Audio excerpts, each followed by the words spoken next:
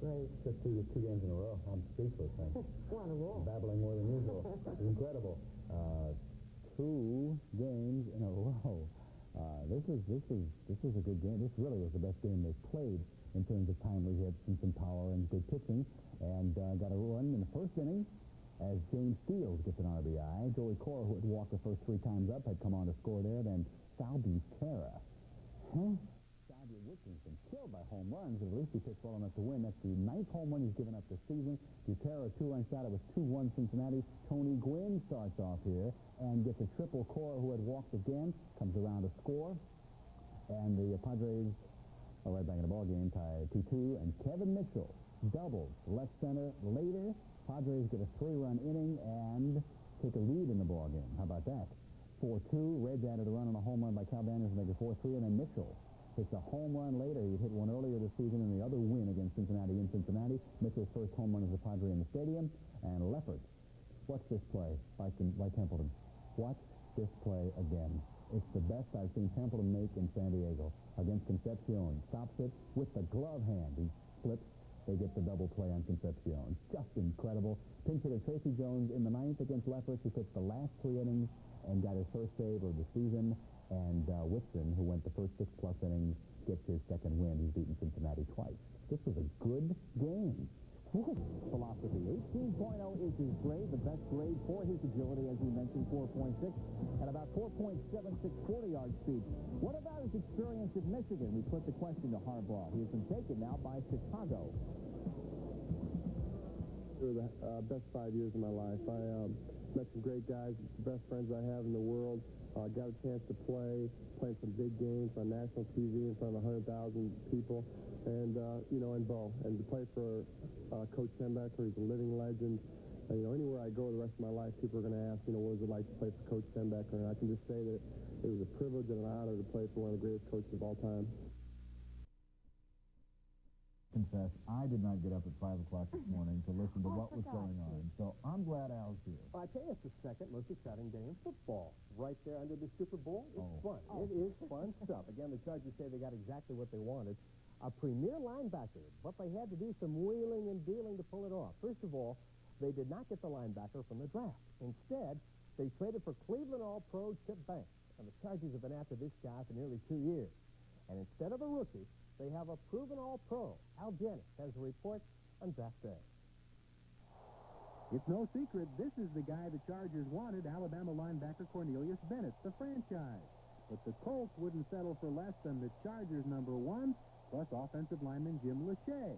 That deal fell through.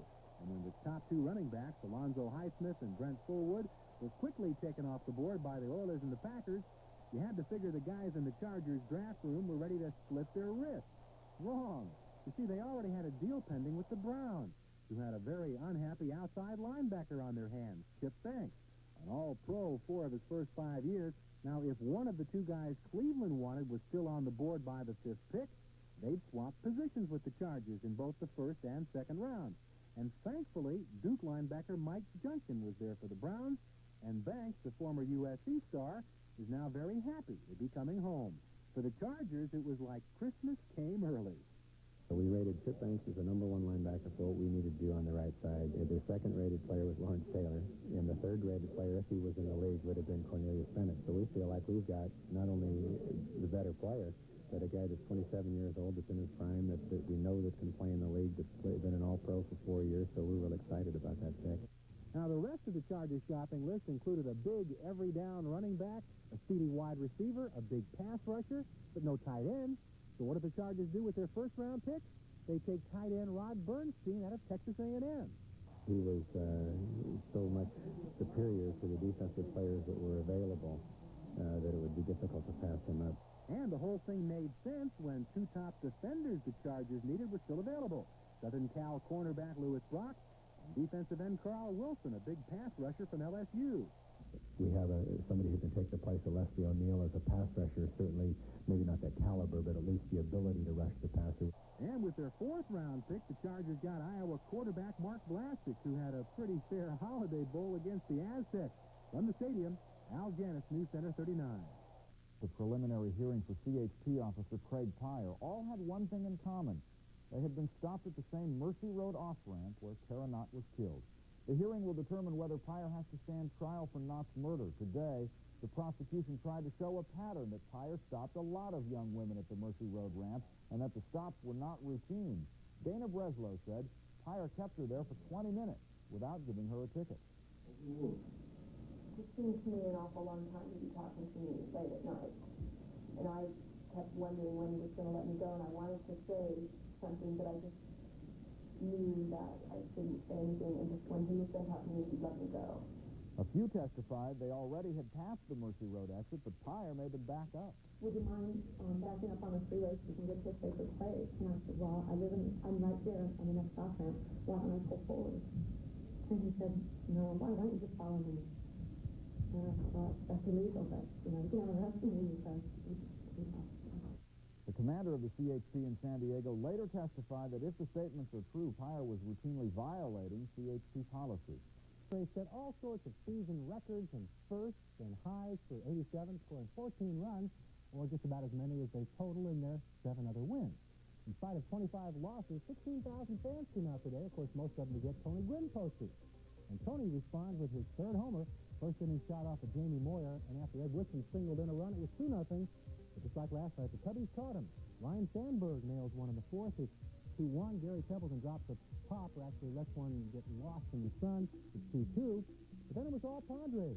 5 runs in the fifth, started by Tony Gwynn's RBI single, and Keith Moreland can't handle a double play ball right here.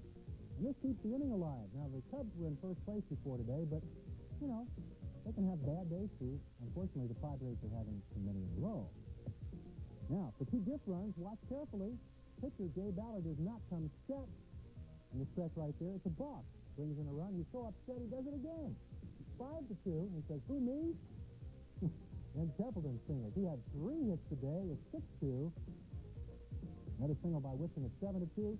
5 more runs the next inning. Randy Reddy with a double for 2 runs. Nino Santiago drove in 3. Final 14-2. 19 hits. Pods off tomorrow on to Pittsburgh now. Dodgers won again. Their 4-game over the Saints. The sleepy Spurs will pick first in the 1987 NBA draft. Check Naval Congratulations to San Antonio. Congratulations to Wall and Naval Observatory time 1416. So the Spurs have won the right to the first pick of the June 22nd NBA draft. Who will they select? James Brown will ask that question as At the Half rolls on this Lottery Sunday after this word from your local station. Stay with us. Bob, congratulations, first of all. Clearly, David Robinson is the top pick in the draft this year, but he comes with some complications of 2-year military hits. Will you still go after him? We waited 14 years. What's 2 more? What's 2 more? I mean, you waited that long. Will you give yourself a time frame to sign him within? Well, whatever it takes, get Angelo after him, that's all.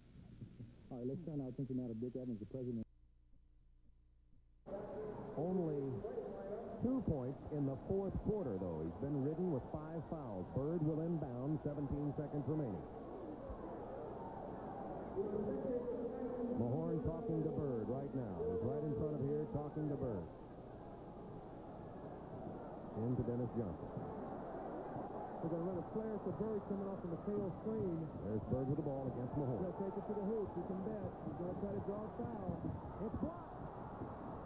And Feasting hit it off of a Detroit player. No, it is. Here's a disparity in the call. They're going to give the ball to Detroit. Bird steals it.